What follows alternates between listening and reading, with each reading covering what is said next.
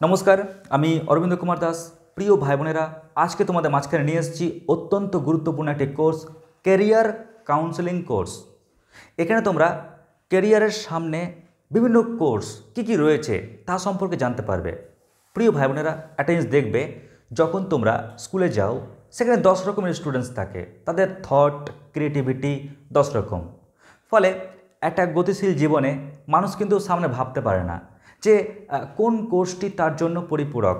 তাই তোমাদের মাঝখানে নিয়ে এসেছি এই গুরুত্বপূর্ণ এই কোর্সগুলো। দেখো, যখনই তোমরা আজকের এই কোর্সটা দেখতে যাবে, আগে বলে রাখি আজকের পুরো কোর্সটি সায়েন্সকে কেন্দ্র করে বলা, মানে যারা মাধ্যমিকের পর সায়েন্স স্ট্রিম নেবে তাদের জন্য।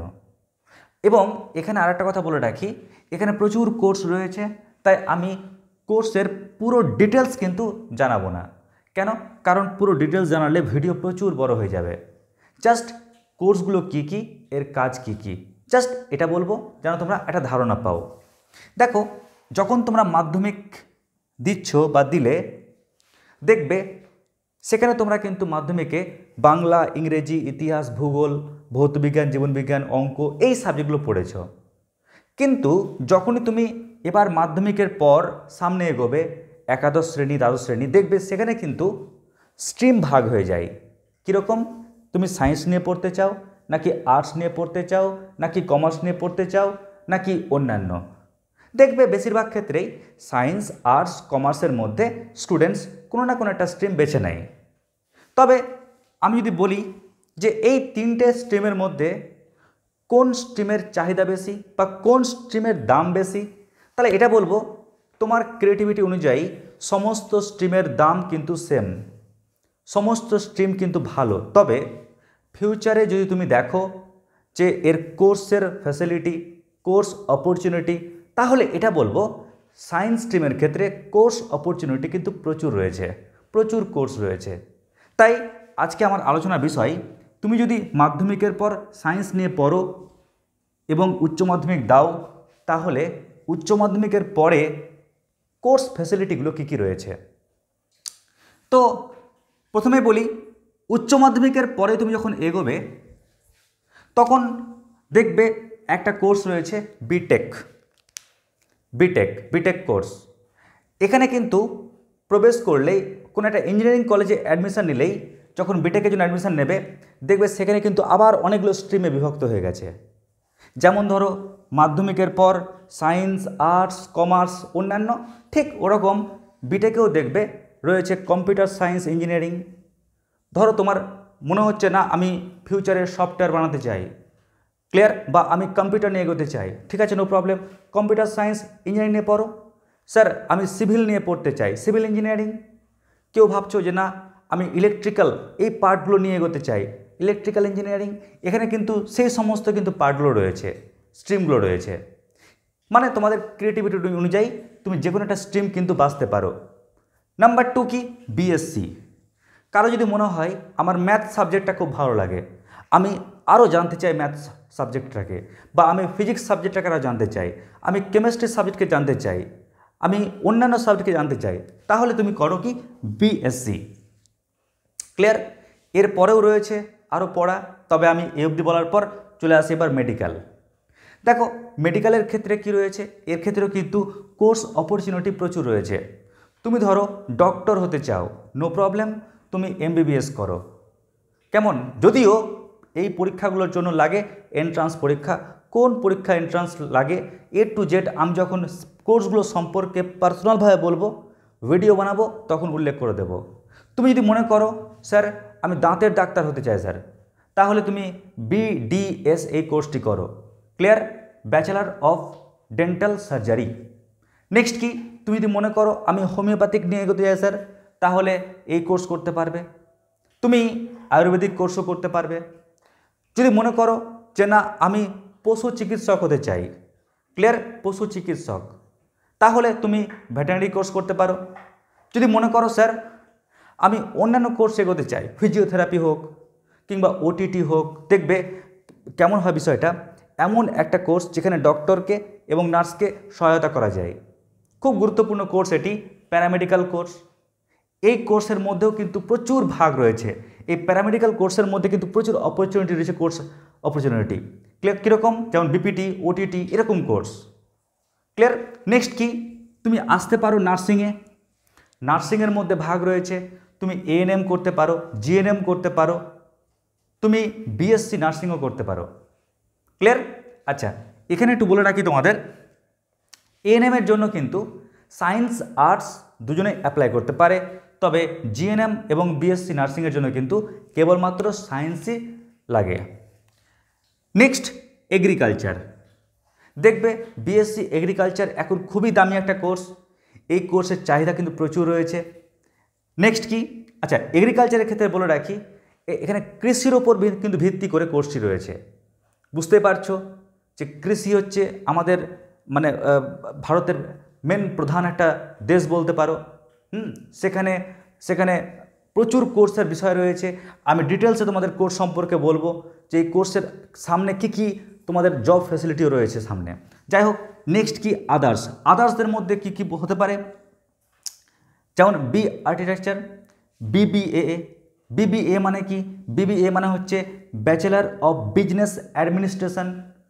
তুমি বিজনেস করতে চাও, ক্লিয়ার, বিজনেসের ফান্ডাকে বুঝতে চাও, তাহলে তুমি এই কোর্সটা করো। নেক্সট কি, BHM, bachelor of hotel management.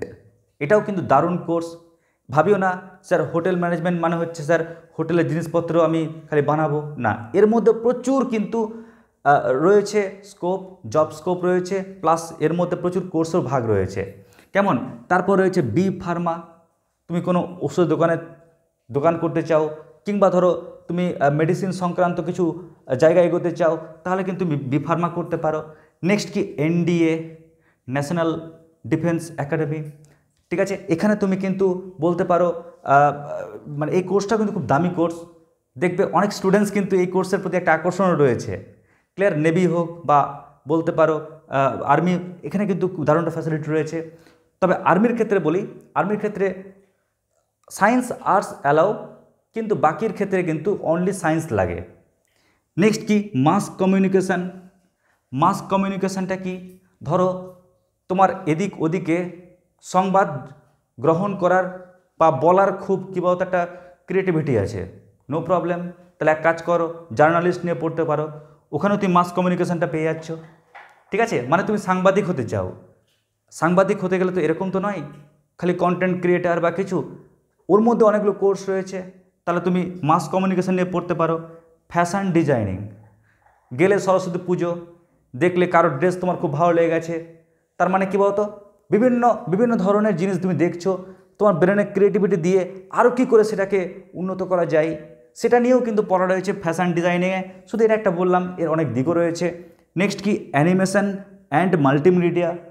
দেখবে এটার কিন্তু বর্তমান চাহিদা খুব প্রচুর, যত দিন উন্নত হচ্ছে, ডিজিটাল যুগ উন্নত হচ্ছে। দেখবে আমরা একটা জিনিসের কথা বলি, যেমন ধরো পড়াশোনার ক্ষেত্রে যখন আমরা পড়াই, পাশে যদি সে অ্যানিমেশনটা চলে আসে, স্টুডেন্টের পড়া বুঝতে অনেক সুবিধা হয়, একদম পুরো সামনে স্বচ্ছ কনসেপ্ট তৈরি করতে পারে। তো তার জন্য কিন্তু অ্যানিমেশনটা খুব প্রয়োজন। শুধু একটা ক্ষেত্রে বললাম, এরকম অ্যানিমেশন এবং মাল্টিমিডিয়ার কিন্তু কোর্স কিন্তু প্রচুর কিন্তু এখন ডেভেলপ করছে। নেক্সট কি, cabin crew or air hostess. Next কি, ল। তুমি যদি মনে করো আমি সামনে ল নিয়ে পড়তে চাই, এটা কিন্তু বর্তমানেও কিন্তু খুব দামি একটা বিষয়। ঠিক আছে, তো এটা নিয়েও তুমি পড়তে পারো। নেক্সট কি, ইভেন্ট ম্যানেজমেন্ট। কোনো একটা বড় ইভেন্ট, কোনো অনুষ্ঠান, তুমি সেটাকে পরিচালনা করবে কি করে? ধরে নাও কোথাও বিয়ে হচ্ছে, সেখানে হয়তো হাজার হাজার লোক আসছে, তুমি কি করে সেটাকে কন্ট্রোল করবে, কি করে তুমি সেটাকে ম্যানেজ করবে, কেমন করে তুমি বাজেটের মধ্যে সব কিছুকে নিয়ে আসবে, কেমন করে সুন্দর করে ফুটিয়ে তুলবে। ঠিক আছে, এ টু জেড এই বিষয়গুলো রয়েছে ইভেন্ট ম্যানেজমেন্টের ক্ষেত্রে। শুধু বিয়ে ব্যাপারটা রয়েছে তা না, এখানে কিন্তু রয়েছে ধরে নাও বার্থডে পার্টি, কিংবা বড় বড় আরও যে ইভেন্টগুলো হয়, অনুষ্ঠানগুলো, বড় বড় অনুষ্ঠানগুলো হয়। ঠিক আছে, সেই নিয়ে হচ্ছে এই কোর্স। তো তোমরা কিন্তু মনে রাখবে, ক্লাস 10-এর পর যদি সায়েন্স নিয়ে পড়ো, তাহলে তোমরা দেখবে এতগুলো কোর্সে তুমি যেতে পারছো। এবার এখানে একটা তথ্য তোমার জানিয়ে রাখি, অনেক স্টুডেন্টস প্রশ্ন করে, স্যার তাহলে পলিটেকনিক বিষয়টা কি, পলিটেকনিক ইঞ্জিনিয়ারিং। দেখো বিটেক অ্যাকচুয়ালি 4 বছরের কোর্স। বিটেক অ্যাকচুয়ালি 4 বছরের course. Clear? First year, second year, third year, fourth year. কেমন? এই হচ্ছে 4 বছরের কোর্স। এবার কি হয়, ধরো কোনো একটা স্টুডেন্টস ক্লাস 10 যখন পাস করলো, তখন ও যখন পলিটেকনিকে অ্যাডমিশান নেয়, পলিটেকনিক ইঞ্জিনিয়ারিংয়ে, এটা একটা ডিপ্লোমা কোর্স।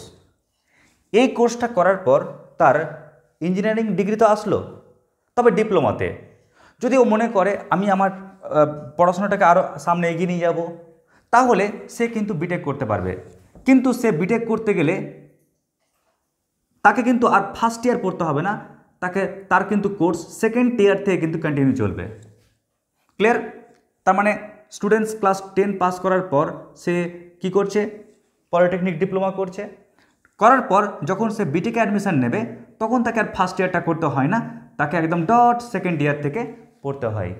অবশ্যই ক্লাস 10-এর পর যখন পলিটেকনিক ডিপ্লোমা করবে, একটা এন্ট্রান্স পরীক্ষা দিতে হয়, যেটাকে বলি আমরা জেক্সপো।